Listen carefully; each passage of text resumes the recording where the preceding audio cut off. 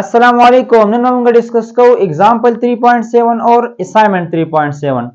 एग्जांपल 3.7 की दा खबर कई पर स्क्रीन माने बता तहकारी वता सर आयशा چې کوم دی یو نیو فریزر اغسته دی چې هغه وډن پیک دی مطلب ګیر چا پیره د اغینه لرګي ته دی صحیح یا د لرګي په فریم کې او ودا چې په کوم فرش باندې پروت دی هغه فرش هم د لرګي نه جوړ دی صحیح دا وډن فلور دی نو ودا عائشہ چې کوم دی د فریزر پوشکې او غواړي چې د فریزر په موشن کې زرا ولم نو د هغه لپاره د عائشہ چې کوم دی په دې فریزر باندې لګي 400 نیوټن فورس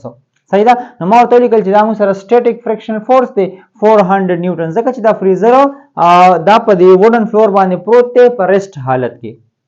صحیح ده نو دا چې کوم دی کله د فریزر په موشن کې راشي صحیح ده مطلب فورس په 400 نیوټن اوله ګولون د سو په موشن کې راوستو اوس چې کله د فریزر په موشن کې دی صحیح ده نو دا کانستنت سپیډ برقرار ساتلو لپاره د دې فریزر کانستنت سپیډ برقرار ساتلو لپاره عائشہ چې کوم دی په دې فریزر باندې 350 نیوټن فورس لګي نو دا ورم سره کاینټیک فریکشنل فورس شو صحیح ده ځکه چې په دې دوران کې تاسو سره د فریزر په دې وډن فلور باندې څه کوي هغه موو کوي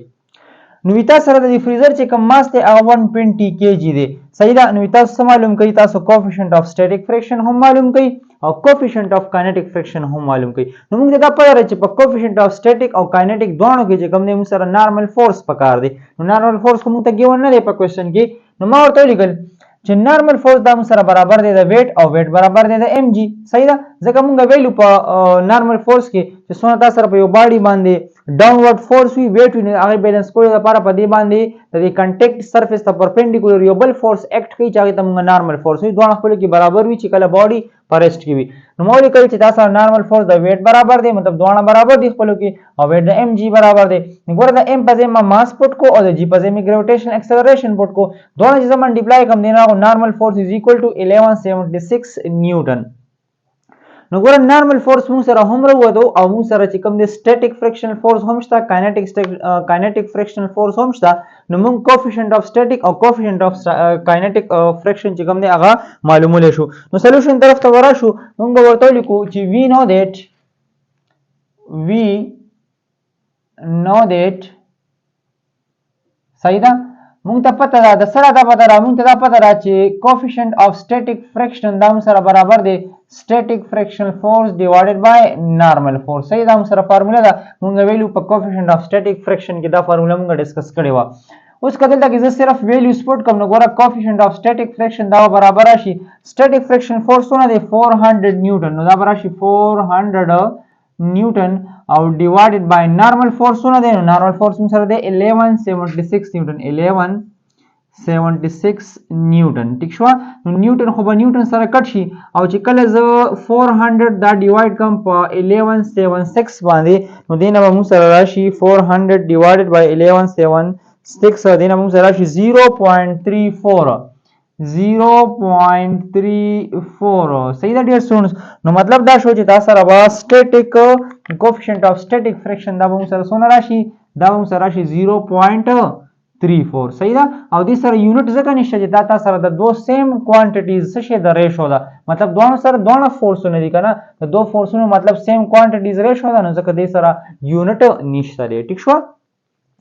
اوس راځو فایند کو کوفیشنت اف کاینټیک فریکشن نو موږ دا ګوره پته را چې د کوفیشنت اف کاینټیک فریکشن فارموله څه ده تاسو ورته بیا لیکئ چې وی نو دیٹ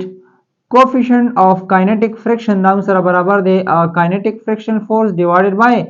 نارمل فورس صحیح ده نو ګوره کدی کې زوس ویلیو صرف پټ کوم نو سره وراشي کاینټیک فریکشن فورس ته 350 نیوټن 350 نیوټن ډیوایډډ بای نارمل فورس مو سره سونه دی هغه مو سره دی 1176 نیوټن صحیح ده بیا به نیوټن سره کټ شي تاسو سره براشي کوفیشنت اف کاینټیک فریکشن ګوره چې کله زه 350 ډیوایډډ بای 1176 وکم نو دینه ما سره راشي 0.29 نو دا مو سره راو کوفیشنت اف کاینټیک فریکشن صحیح ده نو دې سره هم یونټ نشته ځکه چې دام تاسو سره د دوه سیم کوانټیټی څه شي دا ریشو دوه فورسونه دي نو خپل کې یونټ کټ شنو دې سره هم یونټ نشته دی ټیک شو د دې مطلب دا شو چې تاسو سره با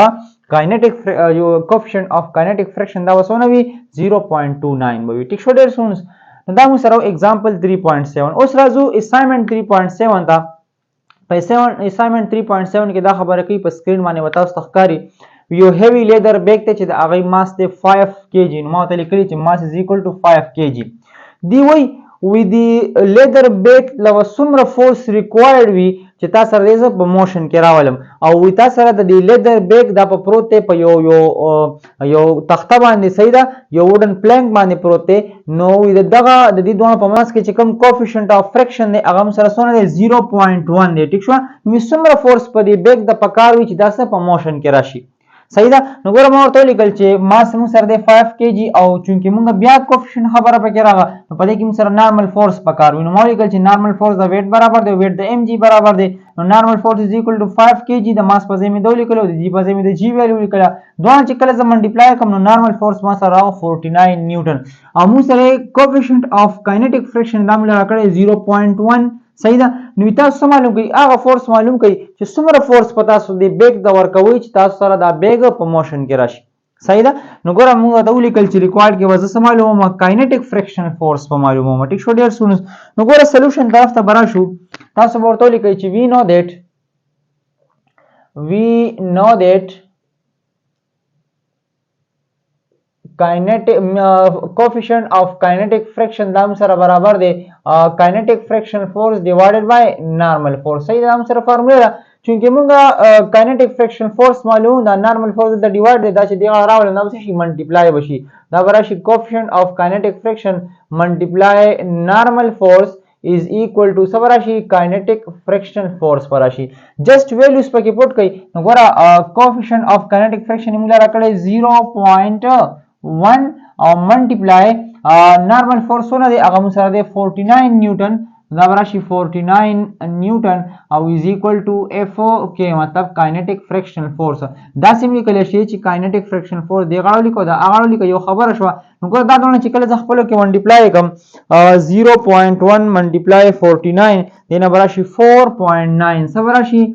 4.9 او ورسره وسره شي نیوټن به وسره راشي ټیک شو ډیر سون نو دی مطلب دا شو چې موږ په دې باندې په دې بیگ باندې 4.9 نیوټن فورس لګو دا هغه د وجه نه وتا سره دا بیگ چې کوم دا وسره دي دا په موشن کې راځي ټیک شو ډیر سون نو دا موږ سره شو کاینیټیک فرکشنل فورس چې کوم فورس موږ ته ریکوایرډ دی نو موږ په دې باندې سونه فورس لګو 4.9 نیوټن ټیک شو ډیر سون نو دا موږ سره اسایمنت 3.7 ټیک شو